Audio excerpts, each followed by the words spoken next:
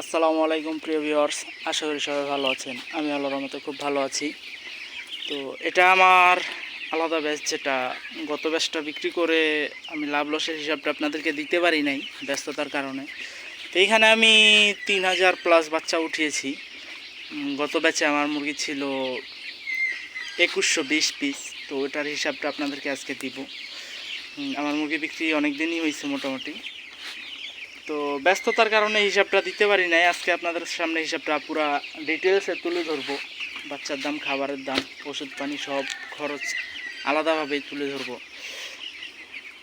এই যে দেখুন, এখানে আমি সব কিছু দেখাবো। এখানে বাচ্চা ছিল 2120 পিস, 22 টাকা পিস ছিল। 46,640 টাকার বাচ্চা। খাবার ছিল আপনার 107 বস্তা। তো 3575 টাকা বস্তা ছিল খাবার। তো এখানে 3,82,525 টাকার খাবার লাগছে। ঔষধ আর ভ্যাকসিন খরচ গেছে 20,998 টাকা। তুষ, পেপার, কারেন্ট বিল, গাড়ি ভাড়া, পরে একটা টুকটাক লেবার খাটাইছিলাম মাঝে মাঝে বাড়ি কাজ থাকলে। তো সব মিলে 15,360 টাকা আসছে। এই হচ্ছে আমার টোটাল খরচ। তো মোট খরচটা হয়েছে 4,65,523 টাকা। এখানে আমি এখন বিক্রির হিসাবে আসব। বিক্রির হিসাব হচ্ছে, আমি বিক্রি করতে পারছি 2031 পিস। ওজন পাইছি 3454.7 কেজি। আর মোট দাম হয়েছে 5,50,380 টাকা। বাজার পাইছিলাম 155, 160, 162।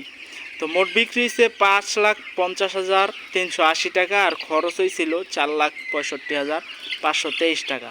এখানে লাভ আসছে আমার 84,857 টাকা, যেটা পেয়ে আমি আলহামদুলিল্লাহ সন্তুষ্ট আছি। যদিও আরও প্রফিটের পরিমাণটা বেশি হতো।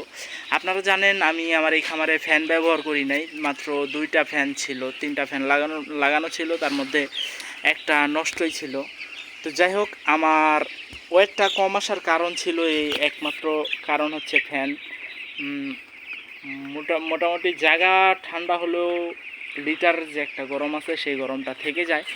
তো যার কারণে আর কি মুরগির ওয়েটটা একটু কম আসছে। অ্যাভারেজে 1 কেজি 700 গ্রাম করে পাইছি, যেটা 1 কেজি 800 অথবা 900 গ্রাম পর্যন্ত পাওয়া সম্ভব ছিল যদি ফ্যান দেওয়া হতো।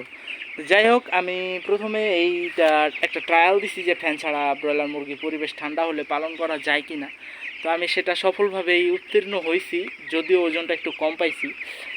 বাজারটা ভালো থাকার কারণে ভালো একটা লাভ পাইছি, আরও ভালো পরিমাণে লাভ হওয়া সম্ভব ছিল। তো এইখানে আমার মুরগির বয়স আজকে 12 দিন হয়ে গেছে। আলহামদুলিল্লাহ এখন পর্যন্ত সব কিছু ঠিকঠাক আছে। এইখানে মারা গেছে মোটামুটি 30 পিসের মতো। এখানে আমার বাচ্চা আছে 3400 পিস। তো পুরা শেডটা আমার এবারে ছেড়ে দেওয়া লাগবে বাচ্চার জন্য। আলহামদুলিল্লাহ এখন পর্যন্ত মুরগিগুলো সুস্থ আছে, ওজনটাও স্বাভাবিক আছে। সবাই দোয়া করবেন যেন এই ব্যাচেও ভালো কিছু করতে পারি। এই ব্যাচেও বাচ্চার দামটা কমই ছিল। গত ব্যাচের থেকে 8 টাকা বেশি পড়ছে, 30 টাকা পিস পড়ছে। ওই সময় একটু বাচ্চার দামটা বাড়তি গেছে, এখন বাচ্চার দাম আরও হাই। আমার ডিলারে বাচ্চা উঠেছে আপনার 40 কিংবা 45 টাকা পিস। আমি উঠাইছি ডিলারের 5 দিন আগে, সেক্ষেত্রে আমার বাচ্চার দামটা একটু কম পড়ছে।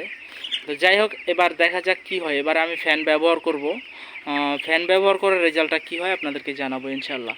তো আজকের ভিডিওটা এ পর্যন্তই। সবাই ভালো থাকবেন, সুস্থ থাকবেন। আল্লাহ হাফিজ। আসসালামু আলাইকুম ওয়া রাহমাতুল্লাহি ওয়া বারাকাতুহু।